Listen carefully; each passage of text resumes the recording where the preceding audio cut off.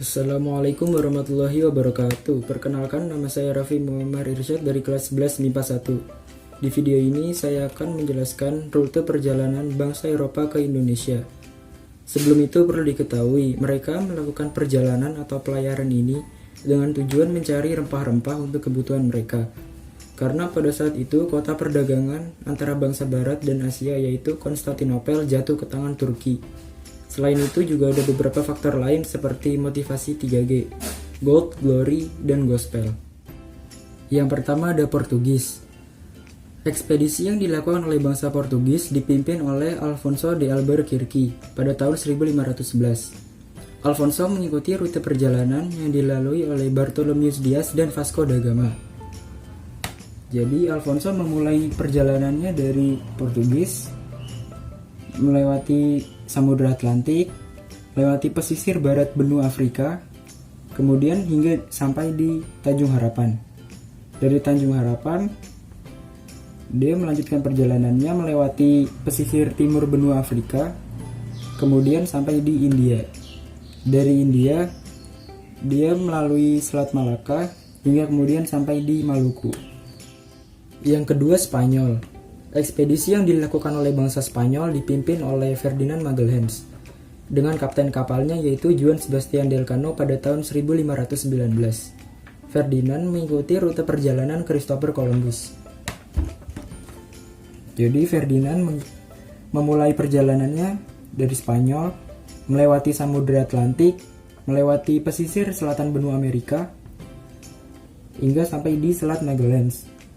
Dari Selat Magalhães, dia melanjutkan perjalanannya melalui Samudra Pasifik hingga sampai di Pulau Guam dan Filipina.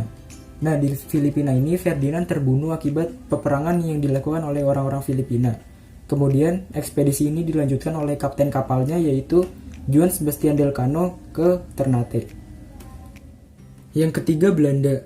Ekspedisi yang dilakukan oleh bangsa Belanda dipimpin oleh Cornelis de Houtman. Pada tahun 1595, Cornelis de Houtman berangkat dengan kekuatan 4 kapal, 249 awak kapal, dan 64 meriam. Rute perjalanan yang dilalui bangsa Belanda mengikuti rute perjalanan bangsa Portugis. Jadi, Cornelis de Houtman memulai perjalanannya dari Belanda,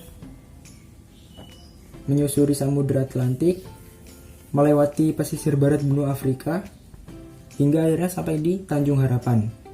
Dari Tanjung Harapan, melanjutkan perjalanannya, melewati Samudra Hindia, Selat Sunda, hingga akhirnya mendarat di Pelabuhan Banten pada tahun 1596.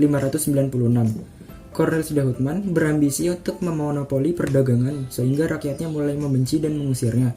Hingga akhirnya Cornelis de Houtman kembali ke Belanda. Yang keempat ada Inggris. Kedatangan Inggris di Indonesia pertama kali pada tahun 1579 oleh Francis Drake dan Thomas Cavendish dengan mengikuti rute pelayaran Ferdinand Magelhaens. Jadi, Francis Drake dan Thomas Cavendish memulai perjalanannya dari Inggris, kemudian melewati Samudra Atlantik, hingga akhirnya sampai di Kepulauan Bahama. Dari Kepulauan Bahama, melanjutkan perjalanannya ke Kepulauan Haiti, kemudian pesisir selatan benua Amerika, hingga akhirnya sampai di Selat Magalhães. Dari Selat Magalhães, mereka melanjutkan perjalanannya melewati Samudra Pasifik, hingga akhirnya sampai di Filipina. Nah, dari Filipina, mereka lanjut ke Ternate. Mereka membawa rempah-rempah dari Ternate dan kembali ke Inggris. Sehingga Ratu Elizabeth I menginginkan untuk memperluas wilayah melalui pelayaran internasional. Karena itu, Ratu Elizabeth I memberikan wewenang kepada EIC di India untuk mengurus perdagangan di wilayah Indonesia. Sehingga Inggris mendirikan kantor-kantor di Indonesia pada tahun 1604. Dan pada akhirnya, pada tahun 1811, Inggris mengambil alih kekuasaan Belanda di Indonesia.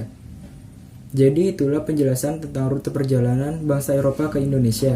Cukup sekian dari saya, mohon maaf apabila ada salah kata. Saya ucapkan terima kasih. Wassalamualaikum warahmatullahi wabarakatuh.